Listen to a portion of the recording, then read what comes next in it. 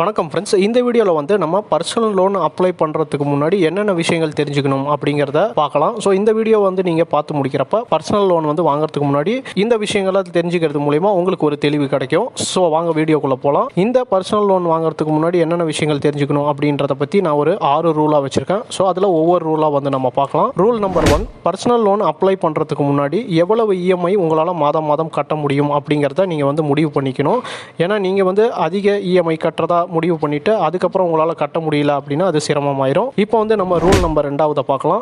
Loan interest ரேட்டை வந்து நீங்கள் தெரிஞ்சுக்க வேண்டியது ரொம்ப முக்கியம். ரொம்ப முக்கியமாக பார்த்தீங்கன்னா இந்த பர்சனல் லோன் வழங்கக்கூடிய பேங்க்ஸுக்கு பார்த்தீங்கன்னா ஒவ்வொன்றுத்துக்கும் ஒவ்வொரு மாதிரியான இன்ட்ரெஸ்ட் ரேட் வந்து மாறுபடும். இன்ட்ரெஸ்ட் ரேட்டில் வர 1-2% டிஃப்ரென்ஸ் கூட உங்களுக்கு ஒரு பர்டனை ஏற்படுத்துறதுக்கான வாய்ப்புகள் அதிகமாக இருக்குது. இப்போ வந்து நம்ம ரூல் நம்பர் 3 வந்து பார்க்கலாம். எவ்வளவு வருஷம் கட்ட போகிறீங்க அப்படின்றத நீங்கள் முன்கூட்டியே வந்து முடிவு பண்ணிக்கணும். இஎம்ஐ குறைவாக பிடிக்கும் போது பார்த்தீங்கன்னா உங்களுக்கு வருஷம் வந்து ரொம்ப அதிகமாகும், அதே போல் இன்ட்ரெஸ்ட்டும் அதிகமாகும். அதே இஎம்ஐயை வந்து நீங்கள் அதிகமாக கட்டுறப்ப பார்த்தீங்கன்னா உங்களுக்கு ரீபே பண்ணுறதுக்கான வருஷமும் கம்மியாகும், அதே போல் இன்ட்ரெஸ்ட்டும் குறைவாக வரும். ரூல் நம்பர் 4, நம்ம வந்து எப்பயுமே நம்மளுக்கான கிரெடிட் ஸ்கோரை வந்து நல்லா மெயின்டைன் பண்ணணும். இது எதுக்காக சொல்கிறேன் அப்படின்னா, நம்ம ஒரு லோன் வந்து வாங்க போகிறோம் அப்படின்னா அந்த லோன் வாங்குறதுக்கு முன்னாடி நம்மளுக்கு இதுக்கு முன்னாடி இருக்கக்கூடிய லோன்ஸில் நம்ம எந்த ஒரு டிஃபால்ட்டும் இல்லாமல் பார்த்துக்கணும். நம்மளுக்கு லோன் இருக்கிற பட்சத்தில் அதை கிளியர் பண்ணிவிட்டு அடுத்த லோனுக்கு நம்ம போய் அப்ளை பண்ணுறதப்ப நம்மளுக்கு அந்த லோன் கிடைக்கிறதுக்கான வாய்ப்புகள் அதிகமாக இருக்குது. கிரெடிட் ஸ்கோரை எப்பயுமே தெளிவாக வச்சுக்கிறது நல்ல விஷயம். இப்போ நம்ம ரூல் நம்பர் 5 தெரிஞ்சுக்கலாம்.